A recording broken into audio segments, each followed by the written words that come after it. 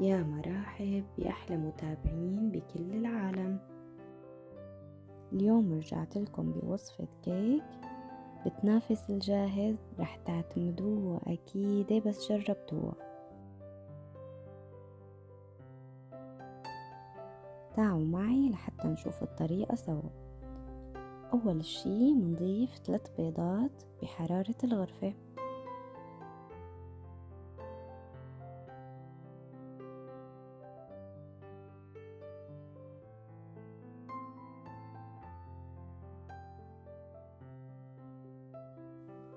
رح نضيف لهم رشة صغيرة من الملح ونخفق. بهاي الوصفة رح نستخدم فنجان القهوة كمعيار لكل المكونات اللي رح استخدمها.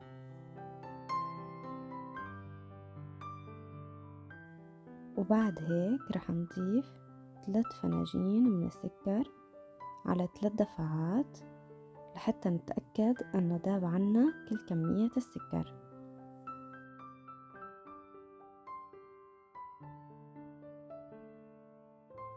رح نستمر بالخفق حوالي من 7 ل10 دقايق لحتى يبيض عنا الخليط.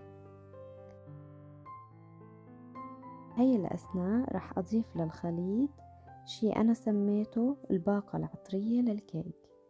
ما تتخيلوا إذا ضفتوا هالمواد الطبيعية قديش رح يفرق معكم طعمة وريحة الكيك وتنقلوا لمستوى خيالي.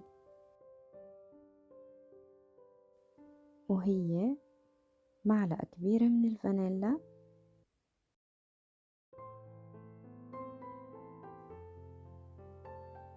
ومعلقة كبيرة من الخل، ومعلقة كبيرة من مية الزهر أو مية الورد، وبدنا حوالي برش ليمونة، يعني تقريبا معلقة كبيرة.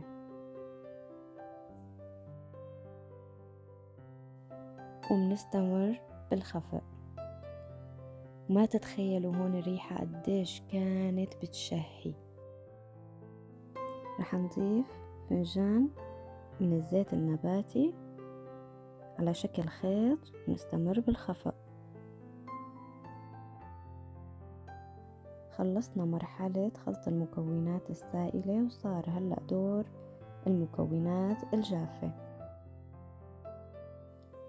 رح نضيف 4 فناجين قهوة من الطحين، ننخلهم بشكل جيد على المكونات السائلة للخليط.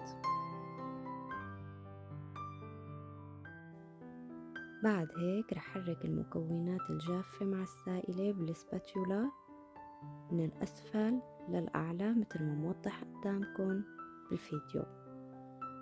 هي الطريقة الصح لحتى ينجح معنا الكيك. وبآخر مرحلة رح أضيف فنجان قهوة من الحليب الساخن لمعلقة كبيرة من البيكنج باودر وأحركهم منيح.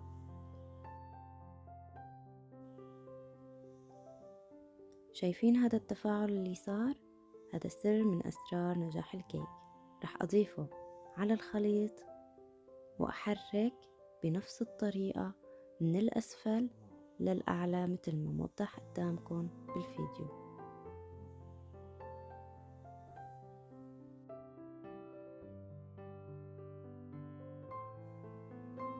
وهون بنكون خلصنا كل مراحل تجهيز هالكيكة اللذيذة.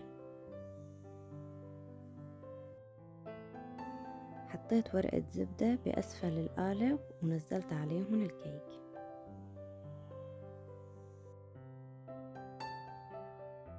شفتوا الطيات وقت كنت عم نزل الكيك كيف عم يطوي طوي؟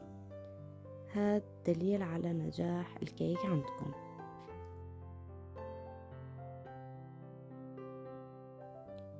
بهاي المرحلة رح ناخد القالب وندقه كذا دقة لحتى يطلع الهواء والفقاعات الهوائية منه. طريقة التزيين هي حسب الرغبة وحسب الموجود بالبيت. صراحة ما في طريقة معينة. أنا حطيت شوية زبيب وشوي من اللوز المكسر،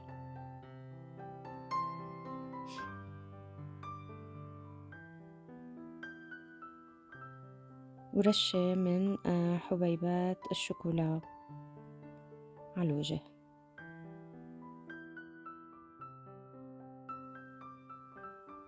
رح أرجع دقه للقالب لحتى أتأكد إنه طلعت كل فراغات الهواء من قلبه.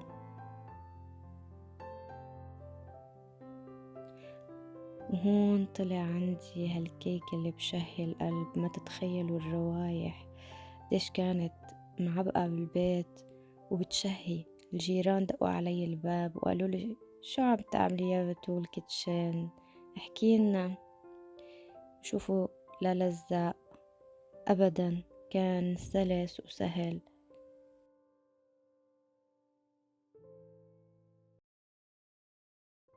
شكله بشهي القلب وريحته بتغرف القلب، يعني ما تتخيلوا هالكيكة قديش كانت لذيذة.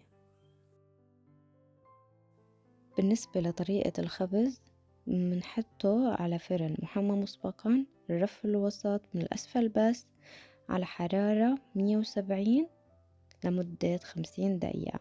شوفوا لي قديش اسفنجي أبيض هش، ريحته بتشهي وشكله أشهى. صدقوني بس جربتوه مرة رح تعتمدوه.